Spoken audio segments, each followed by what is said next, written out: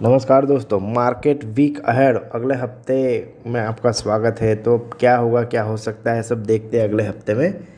तो देखिए, पिछला जो मार्केट था वो तो पिछले 2-3 दिन तो मतलब ऐसे ही चला दिया, कुछ ज़्यादा हुआ नहीं है उसमें। पर अभी हाल फिलहाल क्या हो रहा है कि मार्केट पूरी तरह से, पूरी दुनिया भर के मार्केट में काफ़ी अच्छे। सबसे पहले है कि मेन मेजर इंडेक्स निफ्टी का भी चार्ट देख लेते हैं। ये निफ्टी का चार्ट है, आप जो देख रहे हैं डेली चार्ट्स में, ये निफ्टी। अब ये निफ्टी में देखिए सब 22,126 यानी 22,130, मतलब यहीं पे लाके खड़ा किया और वीकली क्लोजिंग दिया है इसने। बड़ी गजब बात है इसके अंदर कि वीकली क्लोजिंग दिया है। इसका मतलब तो यही हुआ कि ये अब निकालने की तैयारी कर चुका है यहाँ, क्योंकि ऑलरेडी 2-3 बार यहाँ पे आके जाके, यहाँ आके 1-2-3 बार आके तो वापस आया है। या तो यहाँ से वापस चला जाएगा या देगा तो ब्रेकआउट देगा, उसके बाद अच्छा खासा मार्केट चल सकता है। पर फिलहाल तो मुझे तो लगता है गैप अप करके ही निकाल देगा, क्योंकि जो रेजिस्टेंस रहेगा, बहुत बड़ा रेजिस्टेंस, उसे पहले भी हमने बताया कि उसे गैप अप करके उसके ऊपर ही सस्टेन करके निकाला जाएगा। तो वैसा ही हो जाएगा कि सोच रहे हैं क्या होगा। देखिए, मार्केट एक प्रेडिक्शन गेम है, ये कोई गारंटी नहीं है मार्केट के अंदर यही होगा, पर एक प्रेडिक्शन है कि ऐसा हो सकता है। उसके बाद क्या करते हैं कि हम देखते हैं बैंक निफ्टी का चार्ट। बैंक का देखते हैं, सबसे मेजर इंडाइसिस है। हाँ, उसके चार्ट में थोड़ी तकलीफ़ ये है कि ये यहाँ से जो नीचे गया है ना, तो 48,154 का जो लेवल है, 48,000, और शायद यहीं पे हो जाए 48,500 के लेवल से काफ़ी नीचे आ चुका है। मतलब सबको देखिए, ब्रेकआउट की तो रेडी कर ही चुका है। ये जो ट्रेंड हमारा जो सेटअप किया हुआ है हमने, इसके अंदर देखा है कि यहाँ पे वो ब्रेकआउट करके ही निकाल ही लेगा। देखेंगे अब क्या होता है। एक्सपेक्टेशन है कि निकल जाएगा, क्योंकि निफ्टी चलेगा तो इसको भी चला देगा पीछे न पीछे, कहीं ना कहीं बाइंग आ जाएगी निफ्टी में भी। और उसके बाद है दूसरा जो सबसे मेजर इंडाइसिस है, वो है IT इंडेक्स है, जो मेरा मेजर इंडेक्स है। ये तो लाइफ टाइम हाई पे ट्रेड कर रहा है, इसका तो कोई प्रॉब्लम नहीं भैया। देखिए, पिछले कई वक्त से जब से निकाला है इसने यहाँ से 36,500 के ऊपर से, तो तकरीबन समझ लीजिए कि 2,000 पॉइंट की रैली दे चुका है ये 15 से 15, यानी कि एक महीने में। मतलब कंसोलिडेट ही किया, निकाला तो नहीं है इसने, बिल्कुल कंसोलिडेट यहीं पे निकाल। हाँ, वीकली क्लोजिंग उसका लाइफ टाइम हाई के ऊपर आई है, तो कंसोलिडेट ही किया है। अब इसमें जब मेजर स्टॉक होंगे वो परफॉर्म करेंगे, क्या पता कौन कौन से वो स्टॉक हो, वो तो रिकमेंडेशन नहीं है, पर देखते हैं क्या होता है इसके अंदर। बहुत अच्छा रहेगा कि अगर ये अच्छी तरह से चल जाएगा तो। उसके बाद रहेगा निक्स निफ्टी फिन सर्विसेज का इंडेक्स। ये भी सिर्फ देखिए, दोनों एक चीज़ बताओ, बहुत ही बढ़िया नोटिस करने जैसी है। जो भी बैंक निफ्टी का चार्ट आप ये देखिए, बैंक निफ्टी का चार्ट है ये तो सिमिलर ही है दोनों, मुझको कुछ भी फ़र्क नहीं है, बिल्कुल सेम चार्ट है बैंक निफ्टी और फिन निफ्टी के। तो जब वो निकालेगा तो ये भी नहीं, क्योंकि ज़्यादातर वेटेज है ना बैंकिंग का ही रहेगा, भले ही फाइनेंस, क्योंकि एक इंस्टीट्यूट था फाइनेंस में बड़ा HDFC, तो उसको भी बैंक HDFC बैंक में मर्ज कर दिया। तो अब फिन निफ्टी तो निकालेगा, ऐसा जब जब बैंक निकलेगा तब निकालेगा। हालांकि मार्केट लाइफ टाइम हाई के ऊपर है, तो कहीं ना कहीं बाइंग तो आ ही जाएगी, टेम्पररी आए पर बाइंग ज़रूर आएगी मार्केट के अंदर।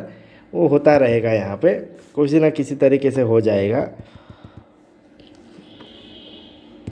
निफ्टी नेक्स्ट 50 को देखते हैं क्या हो रहा है इसमें।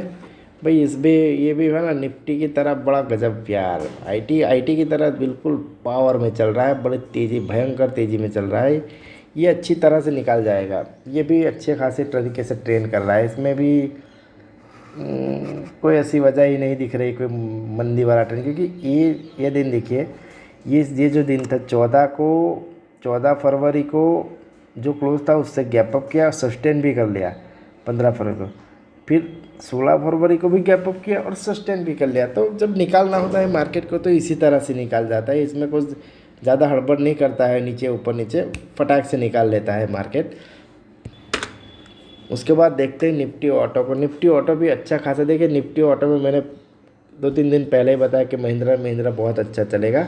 और जब भी हम कोई वर्कशॉप या सेमिनार में जाते हैं, आज से 1 साल 2 साल पहले जब भी जाते हैं, तो बताते हैं कि भाई ऑटो और ऑटो एंसिलरी जो स्पेयर पार्ट कंपनी है वो बहुत अच्छा करेगी, वो डेफिनेटली निकल जाएगी। मतलब अच्छे तरीके से मार्केट में चल जाएगी। बहुत ही अच्छा चार्ट बना, बहुत अच्छी तरह से निकाला है भैया, गजब का गैप अप किया है। और महिंद्रा एंड महिंद्रा लीड कर रहा है, टाटा मोटर्स, मारुति, सभी में तेजी है, ऐसा कुछ नहीं किसी एक पर डिपेंड है, पर अच्छा खासा लीड कर रहा है, तो बहुत ही अच्छा रहेगा मार्केट में। और तकरीबन आई डोंट, मुझे याद नहीं, पर 2 साल पहले इसी इंडेक्स को मैंने था शायद, आई फॉरगॉट रिमाइंड, मुझे याद नहीं, पर 8,000 8-9 हज़ार में बताया कि ये इंडेक्स ब्रेकआउट कर गया। इंडेक्स बहुत अच्छा है, इंडेक्स मतलब पूरा सेक्टर ही चल जाएगा ऑटो का, तो इसमें कोई गड़बड़ नहीं है, अच्छी तरह चल जाएगा। हाँ, 1-2 दिन कंसोलिडेट किया, 2-3 दिन, क्योंकि 15 तारीख या 14 तारीख के बाद 15 को गैप अप किया, सस्टेन कर लिया, फिर गैप अप किया और फिर सस्टेन कर लिया, तो अच्छा खासा चल जाएगा। महिंद्रा महिंद्रा इसमें अच्छा रहेगा, बहुत अच्छा परफॉर्म कर रहा है। निफ्टी मिड कैप भी अच्छा है, अच्छा मतलब एक रेंज में फंसा हुआ चार्ट है। मिड कैप स्टॉक में ज़्यादातर मोमेंट, क्योंकि ये स्टॉक ऑपरेटर रहेगा, ये स्टॉक के ऊपर डिपेंड करेगा, क्योंकि इसमें ज़्यादातर वेटेज हर स्टॉक पे थोड़ा थोड़ा तो रहता ही है मिड कैप में। तो कंसोलिडेशन में फंसा हुआ है, ये ज़्यादा निकालेगा, मतलब समझ लीजिए 50,000 को पार करने के बाद ही ये तेज़ी दिखाएगा। समझ लीजिए अब आ ही गया है वक्त उसका भी, ये भी निकल जाएगा अच्छी तरह, क्योंकि ब्रॉडर देखिए मेन इंडाइसिस है निफ्टी, तो निफ्टी में तेज़ी रहेगी तो इसके अंदर भी तेज़ी रहेगी, मिड कैप निफ्टी में भी, तो ये भी अच्छा खासा चल जाएगा, क्योंकि ओवरऑल बुलिश मार्केट है। तो बुलिश मार्केट में हर इंडेक्स भले परफॉर्म ना करे, पर धीरे धीरे करके कोई ना कोई इंडेक्स तो परफॉर्म कर ही जाए। अगला इंडेक्स है हमारा small cap Nifty, small cap मतलब स्मॉल कैप निफ्टी भाई बड़ा अच्छा, वो भी बड़ा अच्छा चल रहा है भैया।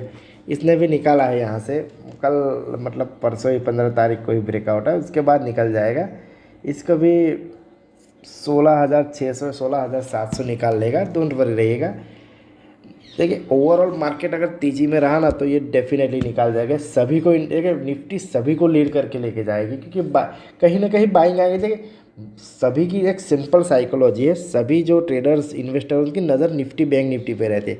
अगर निफ्टी चल रही है, भले वो जानते हैं कि मिड कैप नहीं चल रहे हैं, स्मॉल कैप, पर फिर भी उन लोगों के मन में कि यार हमारा स्टॉक चल जाएगा, तो अचानक से उसमें भी बाइंग आने लगती है। तो ये एक साइकोलॉजिकल पॉइंट है मार्केट के अंदर, और इन सब वजह से क्या है कि नीचे से इन सब भी इंडाइसिस में भी बाइंग आने लगती है।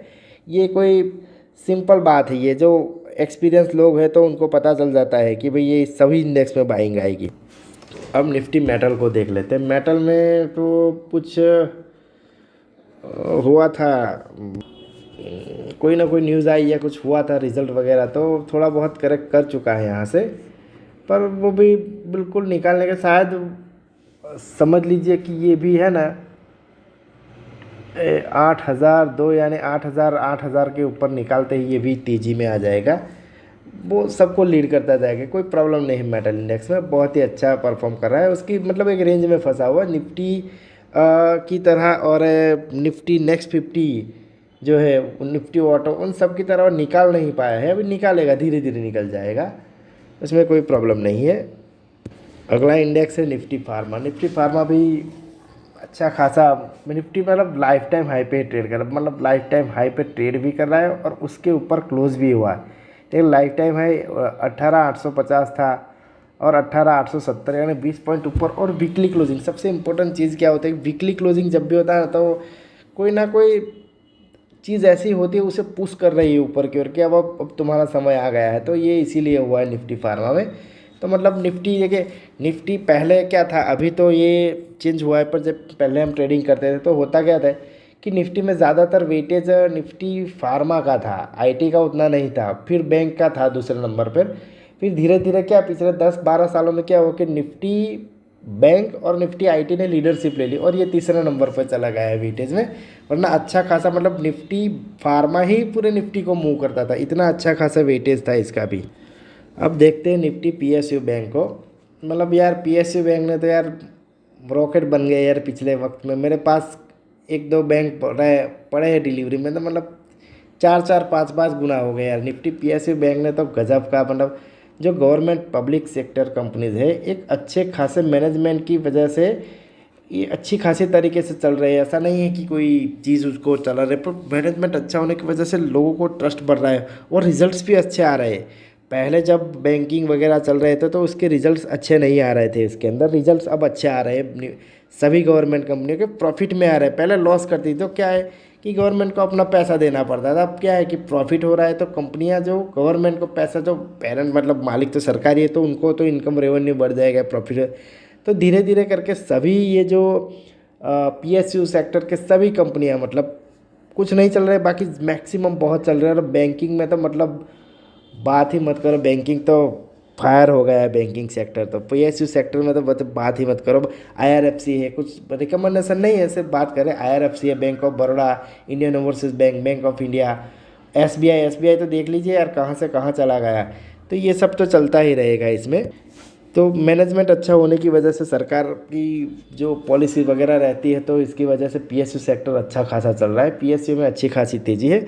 हालांकि ये थोड़ा बहुत ये एक आध दो कैंडल देखते हैं, इसके ऊपर निकल पाता है नहीं, इसके नीचे यह हो सकता है एक आध हफ्ता यहाँ पे कंसोलिडेट कर जाए अगले 6-7 दिन, और उसके बाद निकाले, या फिर थोड़ा बहुत, क्योंकि ओवर बाइंग बहुत ज़्यादा आ गई है तो ये कंसोलिडेट कर लेगा थोड़ा वक्त, उसके बाद निकालेगा। पर अगर दूसरे दिन ही निकाल दे तो बहुत अच्छा है, तो फिर एक नया तेज़ी का ट्रेंड शुरू होगा। तो मार्केट में लगभग सभी मेजर इंडाइसिस के बारे में तो बात कर चुके हैं। तो उन जो जो इंडाइसिस अच्छा परफॉर्म करे तो उनके स्टॉक भी अच्छा परफॉर्म करेंगे। ऐसा नहीं है कि जैसे ऑटो में दिखा है, ऑटो सेक्टर निफ्टी नेक्स्ट 50 भी अच्छा खासा चार्ट बना, निफ्टी भी अच्छा, तो निफ्टी नेक्स्ट 50 का स्टॉक है वो भी परफॉर्म करे। ऑटो में जैसे महिंद्रा है, मारुति भी अब थोड़े थोड़े धीरे धीरे चलने लगा है। तो जो अच्छे इंडाइसिस जो चार्ट बनाए, इंडाइसिस जो कि इंडाइसिस का चार्ट भी तो बनता है स्टॉक के चार्ट के परफॉर्मेंस के हिसाब से। तो जो इंडाइसिस चल रहा है उसी के पीछे जाके उसी के स्टॉक को चूज़ करें ट्रेडिंग के लिए तो अच्छा रहता है। देखिए ट्रेडर तो क्या है, ट्रेडर का काम एक ऐसा काम होता है, अच्छा खासा चल जाएगा मार्केट। यहाँ से ट्रेड करना क्या है कि जो इंडाइसिस अच्छे चल रहे हैं उसी में ट्रेड करें तो बेहतर रहेगा, उन्हीं स्टॉक में परफॉर्म करेंगे।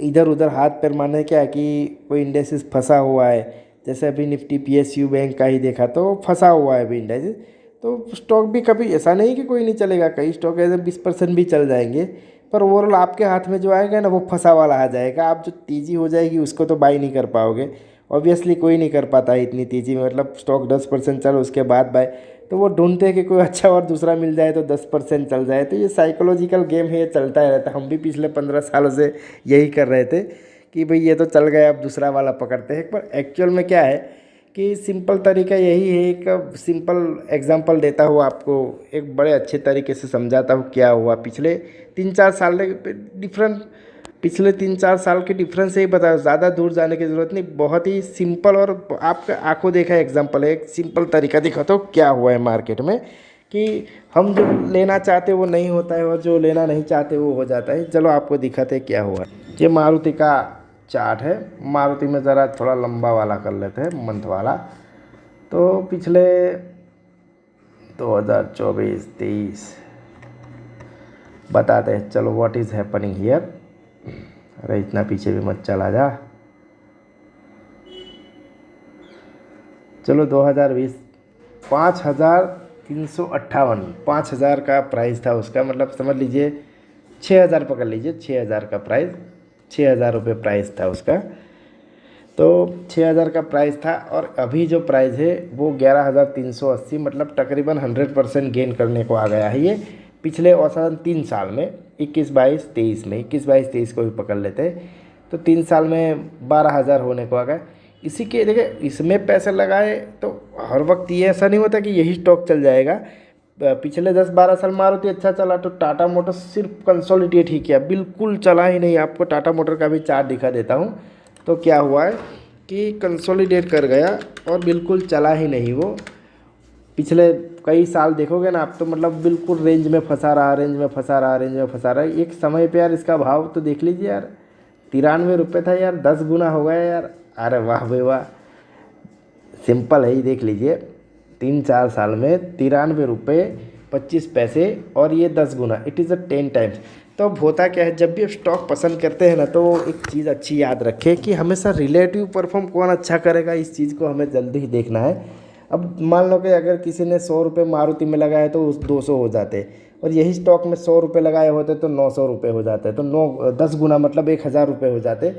तो जब भी पसंद, ऐसा नहीं हर वक्त यही होता है, जब भी स्टॉक लेना चाहे लोग तो तकलीफ़ कहाँ कर जाते हैं कि स्टॉक में सिलेक्शन उनका अच्छा सेट नहीं हो पाता है। मान लेते हैं कि भाई हम तो यही लेंगे, हम वही करेंगे, हमें और कुछ करना नहीं, हम तो ये ले लेंगे। पिछले 15-20 सालों 15 साल के एक्सपीरियंस में हमने सीखा कि जब भी करें ना तो अच्छा खासा परफॉर्म करने वाले स्टॉक में पार्टिसिपेट करें, मतलब बात ही मत करें यार। टाटा मोटर 10 पर आपकी नज़र के सामने दिया है, ऐसा नहीं कि पिछली बात कर रहा, आपके 4 साल में मारुति डबल हुआ और टाटा मोटर्स 10 गुना हो गया। तो ये जो चेंज ऑफ लीडरशिप होती है ना, ये भी होती रहती है, और चेंज ऑफ लीडरशिप आने के बाद जो इंडेक्स इसमें चेंज होते हैं, सब कुछ होता रहता है। वो बड़ी लंबा टॉपिक है, उसको बाद में डिस्कस करेंगे कभी, सेक्टरल इंडाइसिस के वगैरह के बारे में। पर अभी फ़िलहाल तो क्या है कि एक सिंपल आपकी आंखों के सामने ही दिखाया हुआ है कि पिछले 10 सालों में मारुति, अभी 5-4 सालों में मारुति डबल हुआ, और यहीं पे टाटा मोटर्स, दोनों सेम कैटेगरी के स्टॉक 10 गुना हो गया। तो जब भी कोई रिकमेंडेशन है, मेरी कोई रिकमेंडेशन नहीं, पर जब भी कोई रूबरू मिलता है तो कोई कहता है मुझे XYZ बैंक लेना है, तो मैंने बोला कि ये ऐसा ये ठीक नहीं रहेगा, आप उसको ले लीजिए, या XYZ ABC बैंक ले। तो ये सब होता क्या है कि जब भी जब अब तक जो कर चुका है वो बात छोड़िए, अब आगे कौन परफॉर्म करेगा ये इंपॉर्टेंस रखता है शेयर बाज़ार में। अगर इन्वेस्टर के तौर पे अगर